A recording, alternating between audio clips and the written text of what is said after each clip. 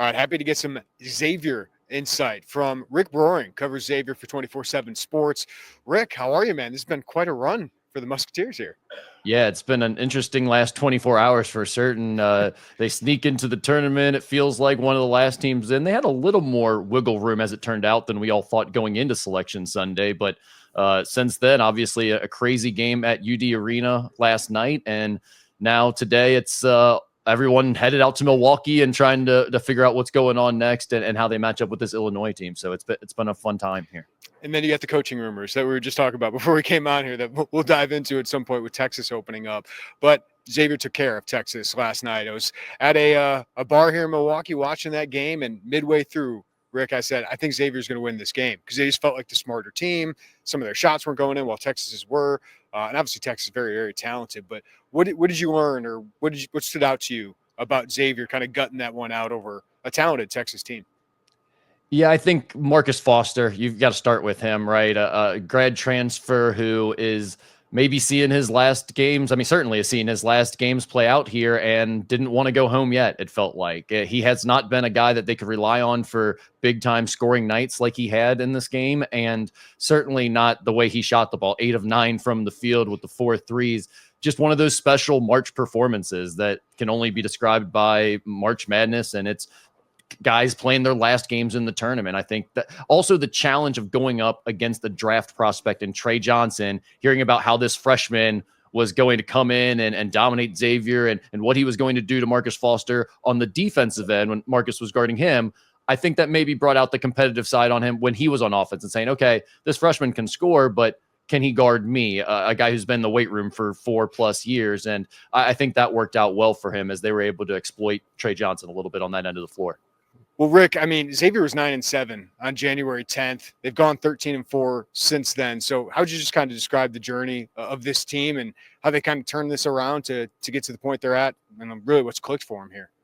Well, it's been impressive because I was as critical and felt like they were pretty much done at that point as anyone, saying, look, this team has not played consistently enough to go on the type of run in the Big East that they would need to, even though the schedule lightens up towards the end of the year and it favors them. They just have not shown that they can win games consistently and do the things they need to do that would be required to make a run to put themselves in position for an at-large bid. And we got to the point where it was like, okay, you got to literally win out the rest of your games to even have a chance there, the last 7 games. And even then, you're still going to be on the bubble most likely. And that is exactly how it played out. But the way they did it, in my opinion, was turning it around defensively. And I would go all the way back to even the summer when we're in that period where everyone's serving up platitudes and talking about how great every team is because they've added guys to the transfer portal. And we haven't actually seen any of these guys play a game yet. So they're all great. Even at that point, from a Xavier perspective, we were talking about the fact that this team is probably going to struggle defensively. They're going to need to outscore teams. And to see them really turn it around on the defensive end late in the year here by applying more ball pressure, by doing a great job of switching screens on the perimeter with their perimeter players. Obviously, they don't do that with their center or anything, but with the perimeter players, being able to stick to shooters, not allow as many open, in-rhythm shots on the perimeter. I think that's what's really stood out to me about the turnaround more than anything. Well, they got 2 really good offensive players here. I know more than that, but 2 really good ones in Zach Fremantle and Ryan Conwell. So those are the go-to guys. What makes them so difficult? What's Illinois got to worry about with those guys? Well, I think they're both just really skilled. With Zach Fremantle, he can score it. He can shoot a little bit from beyond the arc, but most of it's going to be like 12 feet and in. But within that range, he can score it in just about any way. He works angles well. He had a couple of shots late in the game against Texas over their shot blocker, Caden Shedrick. One where he's fading away and Shedrick's like right in his grill, where it's like, that's impressive stuff right there. That's hard to guard. There's nothing you can really do about that as a defender if Caden Shedrick's not going to be able to block that shot. So I think for him, it's just the skill level he brings, especially when he's on. When he's feeling it on the offensive end, there's not a lot you can do to take him away. With Conwell, we've seen a really important evolution of his game late in the year here. Early in the year, he was a good shooter, but man, he was really telegraphing every move he made. Everyone knew all he was going to do was spot up and wait for threes. They were closing out incredibly hard, chasing chase him off screens incredibly hard, blocking a lot of his 3-point attempts. I mean, it got to the point where there were certain matchups where he just couldn't get open and couldn't get shots off. One of the things that I think he's done a much better job of late in the year, as we saw that stretch of games where he was over 20 points every game there for 4 or 5 games.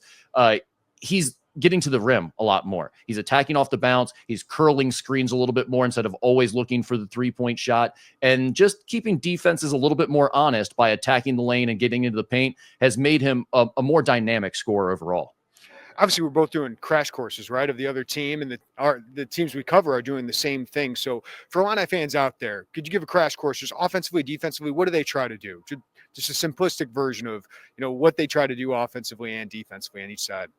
Yeah, so Xavier typically is going to try to play really fast. Off of misses or makes, they're going to get the ball out and try to push it as fast as they can up the floor. That has been Sean Miller's sort of big change since he came back to coaching. He took that year off. He kind of watched what the best teams in the country were doing, and he said he felt like the teams that really pushed the ball against you and forced your defense to play in transition and prove they could stop the ball in transition and set up and be organized, it made the game feel different. And those teams were the best offensive teams and the hardest to play against. So that's where it really starts with Xavier, is them trying to push the pace initially. Obviously against Illinois, that can be a dangerous thing because Illinois can put up points as well. So you got to be a little bit careful with that. They will try to be organized in how they do that and choose their spots, but they're always going to fly up the court as fast as they can and then maybe settle into the half court. They like to run a flow game a lot where, they're just moving the ball screen continuity, side to side, swinging around, looking for open jumpers, drive and kick type stuff,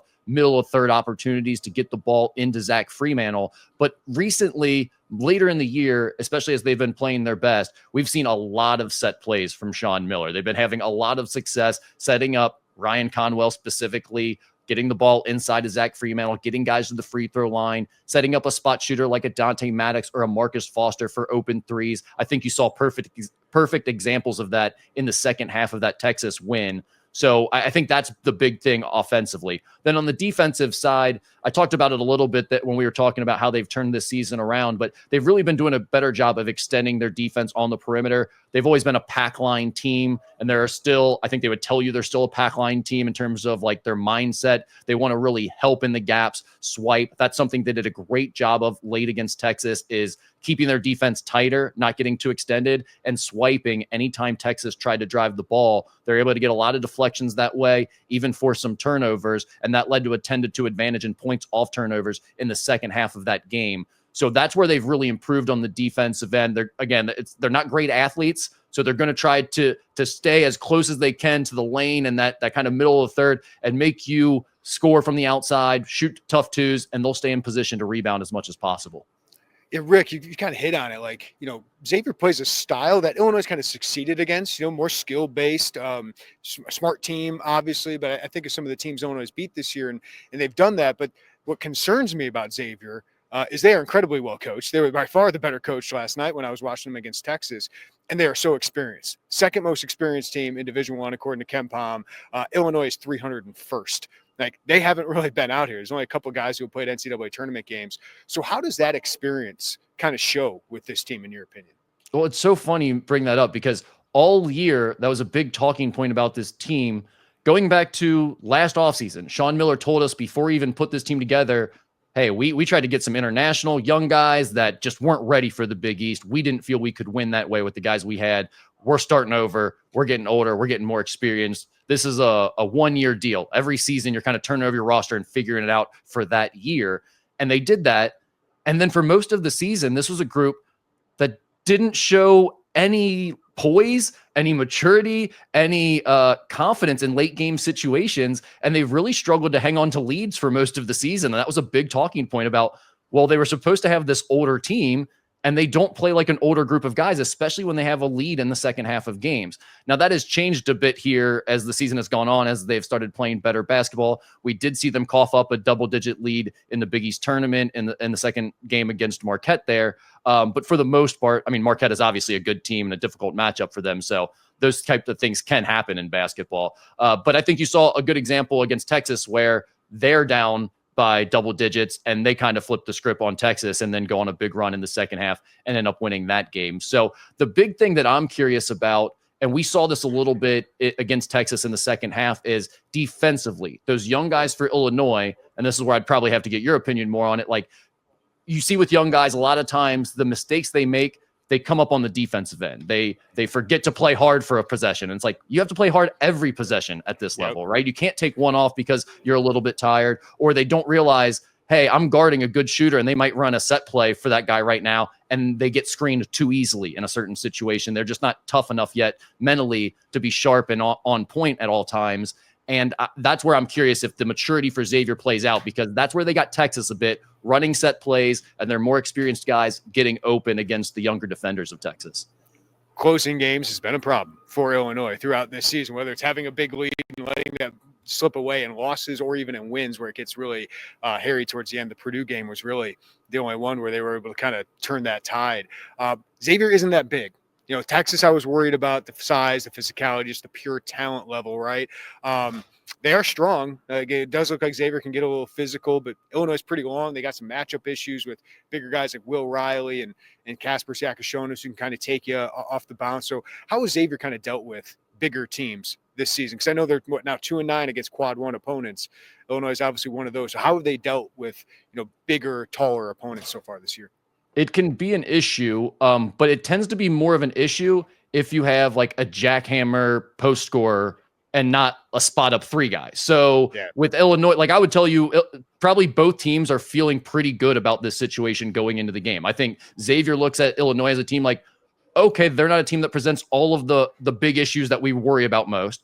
And Illinois is probably thinking same thing with Xavier. Like, okay, good. They're not the type of team that presents most of the concerning issues for us. And so I think it's not a terrible matchup from that perspective for Xavier, but definitely the length and athleticism on the perimeter. They dealt with that against Texas last night, and they struggled with it early. They found a way to overcome it. I think it's going to be something they have to deal with again in this matchup, because they're definitely not going to be the longer or more athletic team in this game.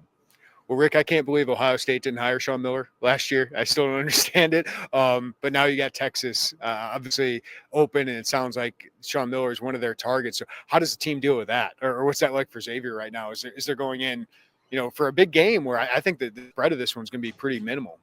Yeah, I think you bring up last year's situation. I think that's a good point, because it's just something you get used to. You know, like I think Brad Underwood has probably dealt with some of the similar things. When certain jobs open up, everyone says, oh, he's going to be a candidate for that job. And so Illinois fans probably get used to dealing with that to some extent, although the message boards, you know how that can be when those first tweets start popping up. But for the most part, they understand how that goes. And I think within the program, you kind of get used to it. And especially when you're winning in the NCAA tournament, everyone's so elated about that and so worked up about that. I think it is truly one of the only times throughout the course of the year where you can kind of lock in and focus on the task at hand and just really put yourself in that bubble of the NCAA tournament. Because you think about their travel, like they got done with that UD game and then flew straight to Milwaukee overnight. And now they're going through media and shoot around, all that. Like, it's just a whirlwind experience right now if you're playing in that first four. So I don't think the rumors of Sean Miller, the things that are being reported in Texas right now, are getting to the team or affecting them much.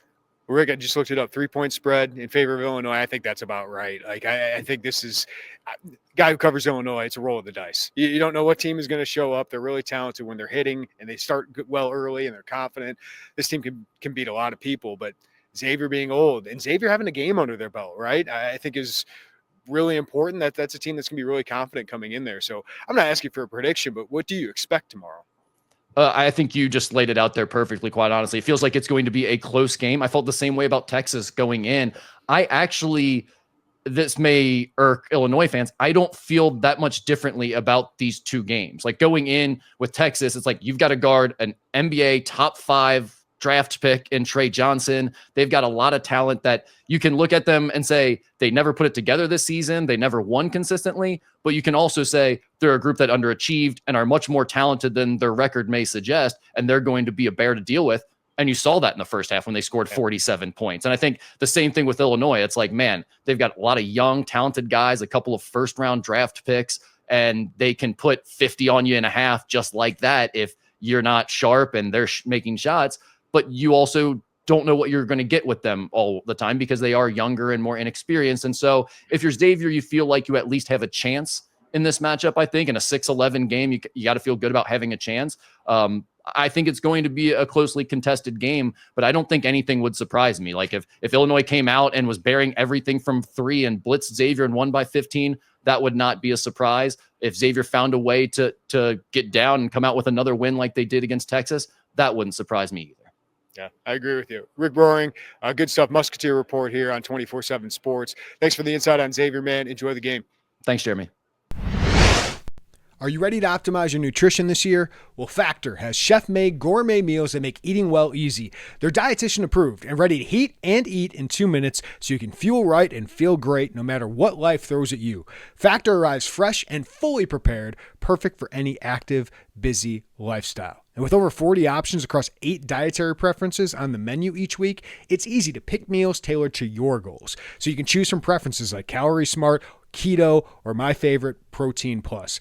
And Factor also can help you feel your best all day long with wholesome smoothies, breakfast, grab-and-go snacks, and more add-ons. Reach your goals this year with ingredients you can trust and convenience that can't be beat. Eat smart with Factor. Get started at factormeals.com/factorpodcast and use code FACTORPODCAST to get 50% off your first box plus free shipping. That's code FACTORPODCAST at factormeals.com/factorpodcast to get 50% off plus free shipping on your first box. All right, Derek Piper is back. Here he is. Healthy, Derek? Are we back yet? Like, what percentage are we at right now? I think I'm at a good 85%. I think I'm even getting a little bit of the adrenaline boost. I can feel it here, seeing all the March Madness attire and logo and all that kind of stuff. So I'm good. It is great to be back, and this is what we grind for all season, right? You know, for us to cover this and team to play this thing out, and I'm excited. It's great to be out of the house, though, for sure, and about to watch some really good basketball. Yeah, getting the Piper family healthy has been key for us. The people have missed you. We've had a lot of comments about where's Piper? Where's he at? What's going on? Is there something crazy going on? No, he's just been sick, man. And his family's been sick, so we've been letting him take care of that. But you've been pumping out some great content leading into this game, Derek. And here we go. We're about 24 hours from Illinois tipping off against Xavier, the 11 seed who beat Texas. We were kind of going back and forth all week of it's kind of pick your poison. Like, Xavier is Texas matchup. So I'll just leave it to you. What do you think of this matchup for Illinois against Xavier team that's played really well the last couple months? I wrote after Selection Sunday that I felt like Xavier was the team of the two that I would rather not see if I was Illinois. Now, I think looking at some of the metrics where this has pretty consistently been a top 25-ish team thereabouts for the last month or so. Texas's analytics were not quite as good, especially the defensive end. They were like 120 to 150 as far as that goes. But we saw what Texas could be the other night. That was a fantastic game Wednesday night, and see the athleticism of Texas. I know you and I have had a chance to talk about that, and I think Illini fans probably at halftime like, ooh, this version of Texas, I don't really know if I want to see it. And we know that Illinois, against some of the more athletic teams, that can be imposing for them. That can be something that can bother them. So I think that you could have looked at them as a tough matchup.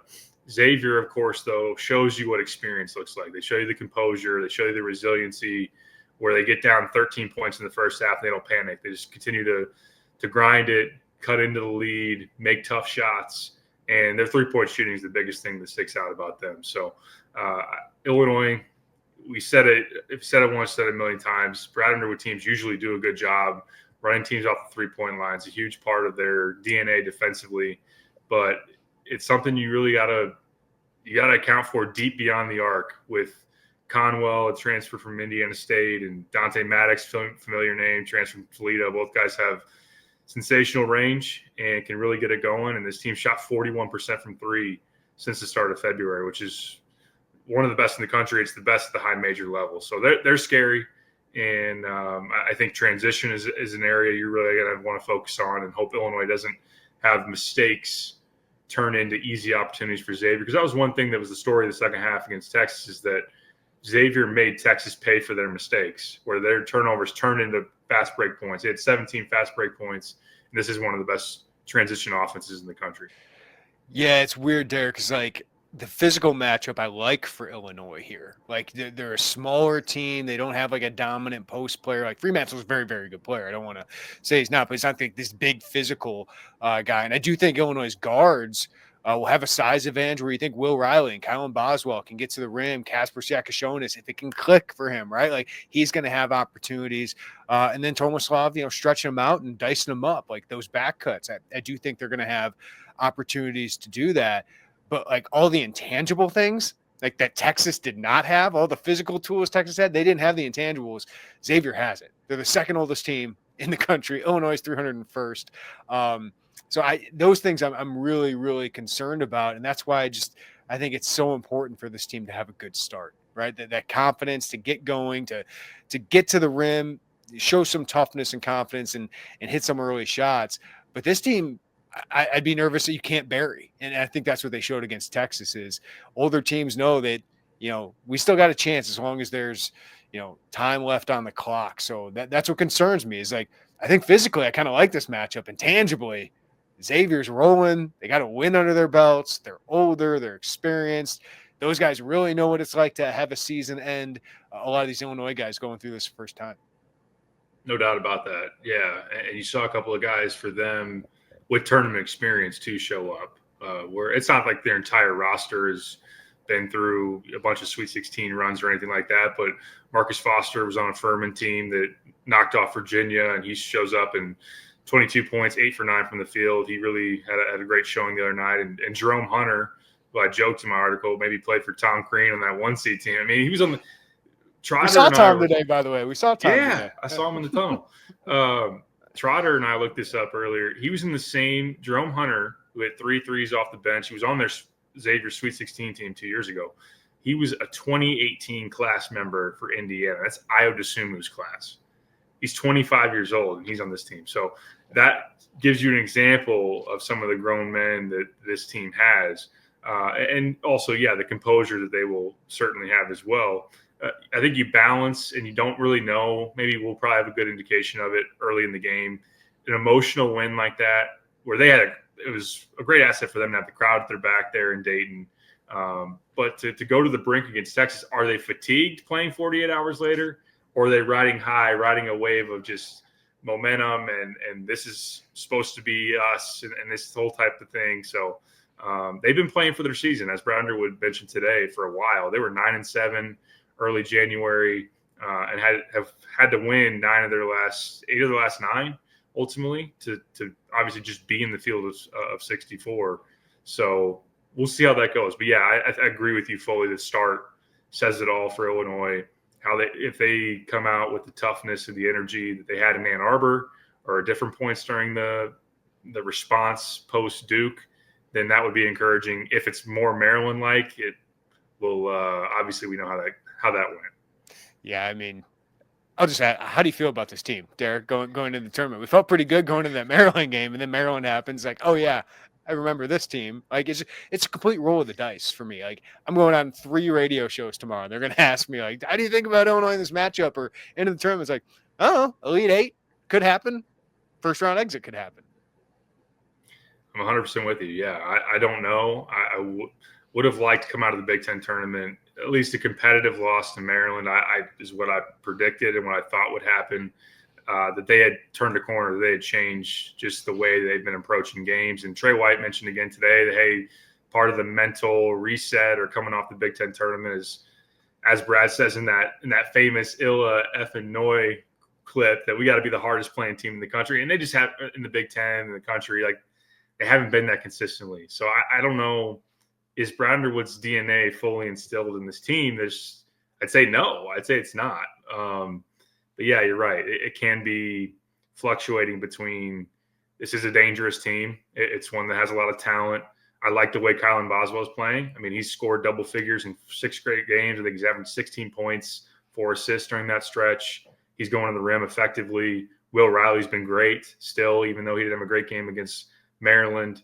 KJ's the one I worry about. I'd feel better about Illinois making a run or really challenging to make one if he was in a better, more consistent type of groove. But Can they make one? Can he break out of it this weekend? Absolutely. But could they lay an egg or just be here and gone before we know it? Absolutely as well.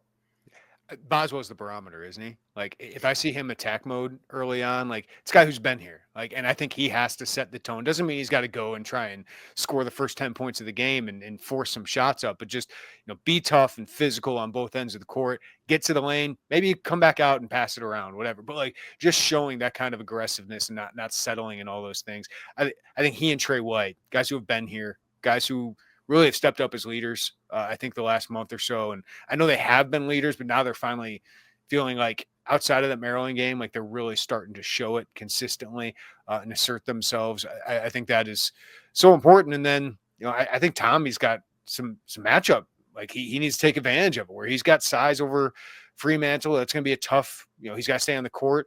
And then an X factor, I think, are the other freshmen, right? Like, how do these guys perform? You feel good about Will. He seems confident right now. KJ feels like he's putting the world on his shoulders, where, like getting to know him. And I know, Derek, you got a notebook coming out going into this, but he's hard on himself. Like, people who think he's looking forward to the NBA, like that's not the case. This kid is really a perfectionist. And I think that gets the best of him at times. So he's got to snap out of that. I love that Boswell has been trying to hype him up, and Trey White's been doing that too.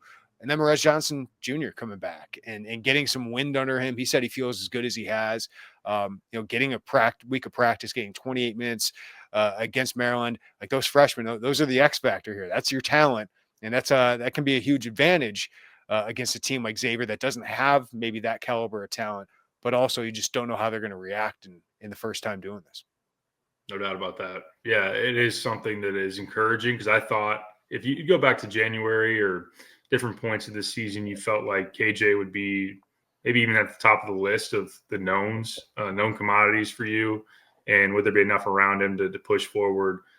It's great that Kylan has had the push here recently that he has, and Kylan is so valuable because of his two-way impact when he's playing well, and that defensive side of things is really going to come into play with Ryan Conwell, a guy that scored 38 points, a career high at the Big East tournament against Marquette, hit 7 threes. He's one of the best pure shooters in college basketball. So as far as that assignment, as far as the offensive stuff where he can take pressure off of KJ or just give you multi-dimensional playmaking, different downhill action against a team that doesn't protect the rim that well. And then I just think the leadership standpoint is so important, of setting a tone, of coming out with a mental edge, but also having composure. And he's the guy that I would look to really set that for this team. So that's something that I think is really, really important. I like how Trey White's come on. Obviously, his cutting, he can provide some toughness, and that's important too.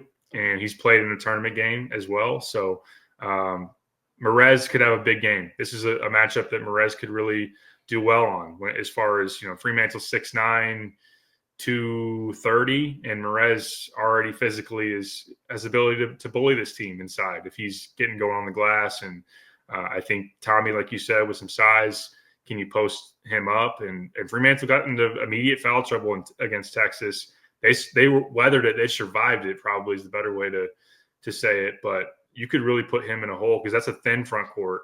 Yeah. They had to play him with fouls, and there's a scenario where this game plays out. Illinois just overwhelms them inside, and that front court tandem can do it.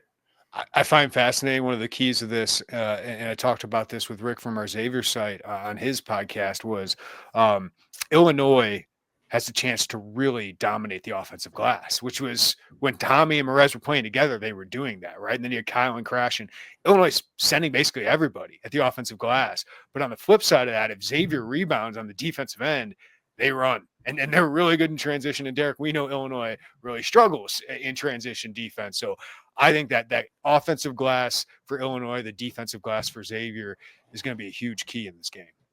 It's massive. When you look at, I'm not saying Illinois St. John's, but St. John's is a reference point. When you look at some of the high quality teams that Xavier went against, they got 20 offensive rebounds in that game when they played in one of the meetings. I know they had another one where they go to overtime and did a little bit better job. But Illinois, when they're at their best, is one of the top offensive rebounding teams, just top rebounding margin in general. So with Merez out there, that's something where they could really punish them. I know that written about it this week. Their overall metrics, I mean, since the start of February, they're second in defensive rebounding rate on the year. They're top 15, top 20 nationally. So it's better than what you'd probably expect for an undersized front line. But in some of the matchups that they've had, they're gettable on the glass. UConn had a game where they had 11, 12 offensive rebounds. There's been some teams that have gotten to them that way. So Illinois could do that, but that's a great point too. I usually I've been thinking about it turnover wise. Illinois, obviously, some of those pick sixes, those easy, sloppy turnovers that lead the other way. But I think also it's a good point as far as rebounding goes. You send that much to the glass, and if they come away with it and have those squeak outs, man, that's tough. And they send you flying all different directions because you're flying to the perimeter for 3-point line, and Conwell can go downhill too, and that's something that can really hurt you. And that's where they want to live. They want to live in transition. Yeah, and going against, I think, one of the best coaches in the country, in Sean Miller, who sounds like Texas is very, very interested in. So that's another thing. I mean, Xavier, you think, was in Dayton last night. Obviously, it's a private flight, but flew in right from there to Milwaukee today, gets here, shoot around, media availability, practice, and then they got another game. I mean, that should be in the Illini's favor, but there's also a point of the rhythm, and as you said, Derek, kind of playing for their lives this entire time. So there's a lot going on with Xavier, and I would just say it's Ohio State's loss not hiring him last year, and would be Texas's gain to do it this year. Yeah, absolutely. Big time. Sean's a really, really good coach. And I know that Xavier at Arizona had a couple of years where they didn't go quite as far as they should have, or they got upset early. But, he's reached multiple second weekends. He's done great work first and second tenure there at Xavier. So runs good stuff offensively. And that was one of the arguments for why you'd probably rather see Texas than Xavier, at least in my opinion, was Rodney Terry versus Sean Miller. So no doubt, I don't know how this plays out. I think it's been really interesting how public some of these coaching carousel things have been. Obviously, the Willard thing hits today, but I picked McNeese State, not to brag too much as far as that goes. There's a lot of people that picked that upset, but I worried a little bit. I'm like, Will Wade's very publicly going to NC State. Is that going to be a situation where the team's not focused, or the team is like, oh, well, he's already out the door, should we be going with it? Like, how's this going to go? And they obviously get it done against Clemson. So, but yeah, just on that note, I'll throw it back to you. Like, has it always been like that? Teams that have been still actively playing, it's that public? No, Kevin Willard, blasting his AD, who is out the door, going to SMU, and basically openly flirting with Villanova, whether that's to get more money for his program, he says, for his players and everything. He was pissed off at Damon Evans about that. But also just they're talking about Will Wade basically said, yeah, I'm going to NC State. Just right. Smiling and said, yes, I've had contact. It's different. It's different, and it's a different era of college basketball. But we talk all about the transfer portal, which opens on Monday, by the way. But the coaching carousel, the coaching transfer portal is hot and bothered. And yeah, it'll be interesting. If Sean Miller or Will Wade gets to a second weekend, how that all kind of impacts things. Or Kevin Willard, that's a Sweet 16 team, and if that continues to go on, kudos to them if it doesn't impact them. But they're all human here, so yeah, it's pretty wild right now. It is, no doubt. But it could just be, as far as Xavier goes, the last ride. Xavier, a place that means a lot to Sean, and obviously they hold him in very high regard, and just their roster. There is no other year for a lot of these guys. They're all 23 years old, and this is their chance to go out. And obviously they've just in general responded well to their backs against the wall. But anytime it's that openly speculated about, you just wonder the distractions or just what that feels like ultimately. Can I bring up something? We haven't even talked about this, but we saw the practice beforehand, the open practice, which is basically a glorified shoot around that the fans can come to. But you get the shooting backdrop, so you get the vibe of all of that. I did get a better vibe of this team than I did 2 years ago, Derek. Do you remember that 2 years ago getting ready in Pittsburgh? And it's just that team was just falling apart, and it just felt kind of dead before they played Arkansas. I didn't get that from this team. Like they were vibing, they were feeling good. They seemed loose. All doesn't really matter coming into 8:45. But I just wanted to point out to people that we had access to that. We were there, and it was just a little bit different vibe from the terrible vibe I had 2 years ago. Now you had the same vibe, like good vibes in the Kofi year where they lost the first weekend, right, where they won the Big Ten championship. That team was just banged up and had to play a great Houston team. But it was just a little bit better vibes going into this one than 2 years ago. Yeah, vibe check's always good, especially when you get down by almost 40 against Maryland. I think that's something that probably a lot of people were wondering what is the temperature on this team and what is the vibe. Of course, we'll get a very real indication of that probably the first 4 minutes of Friday night. But no doubt, I mean, that 2 years ago was just weird. It was splintered team at that point. It felt like this is not like these guys enjoy being around each other. Yeah, that team just felt disinterested. And early portion of that Arkansas game, and they got popped and just like didn't have any response. They just kind of was like, all right, yeah, we are done, and we're kind of cool with it. So it's like Luke Goody and RJ Melendez to the rescue to give them some life in that second half. Then the technical happened and all went down. Right. So I don't see that for this team. I do wonder how they handle if Xavier riding some momentum pops them early. Like, what's the response ultimately? I still wonder how tough this team is. Yeah. I think that's worthy to ask it. But in terms of like excited to be here, ready to go, genuinely believing they can still make noise, that all checks out fine with this team. It's just I think that you got to have some things go right, obviously, to some leadership things. KJ can give you a huge shot in the arm if he plays up to his potential, obviously. And I think just a toughness and energy gauge early will tell us a lot about this team's ability to hang in there and fight. It's a high variance team. They can blitz Xavier, or they can get into a game where it's like, they're down 10 in the first 2 media timeouts, right? So it's a shrug with this team. It's been a roller coaster, and we go into the NCAA tournament thinking it's a roller coaster as well. By the way, we do have our spotted cow. Joey is more of a moon man, but cheers to everybody in Milwaukee. It's a good city to visit here, and obviously great for fans. Any parting thoughts, Derek, before we get out of here and find a bratwurst restaurant or something? That sounds awesome. That's better than chicken noodle soup, which I had way too much of. Haven't had a beer in a while. It tastes fantastic. This is great. I'm excited. Excited to watch some hoop tonight and gear up for Friday night. Late night tip, but should be a really, really good one. And we'll see how long. We'll see how long. Yeah, we'll see. Who knows? All right. We appreciate everybody. We'll be on for a late night, probably podcast to react to whatever happens for Illinois Xavier tomorrow, 8:45 tip-off CBS here from 5 Serve Forum. But we appreciate you listening to the Illini Inquirer podcast. Give us a follow, rating, review wherever you get your podcast. Check us out on YouTube as well. You can hit that like button, subscribe to us, hit the notifications bell. Derek will have a notebook, the 3 keys and a pick, and I got a Ty Rogers story, and we'll have much more from Milwaukee. Joey, already in Austin, Texas, by the way. He's got the 70 to 80 degree sunshine down there in Texas. We got he's got some cowboy boots on right now. He could pull it off. He's a tall guy. Yeah, I think so. Yeah. I think he can pull it off. I can really see him leaning into it too. But yeah, he'll be down there covering the Illini women. They got their game on Saturday, and they got their media availability tomorrow. So we got you covered at Illini Inquirer. And by the way, 50% off VIP subscription right now with the tournament going on, the transfer portal opening up Monday. Already started on some off-season to-do list stuff, Piper, and we'll have more transfer portal coverage when that starts to open up. Plus, you got football with spring practice and the recruiting official visits coming up as well. So it's a great time to sign up, save more than $60 on that. For everybody, for Derek Piper, I'm Jeremy Werner. Everybody, enjoy your day. We'll catch up right after this game. Thank you for listening to the Illini Inquirer podcast. We'll talk to you next time.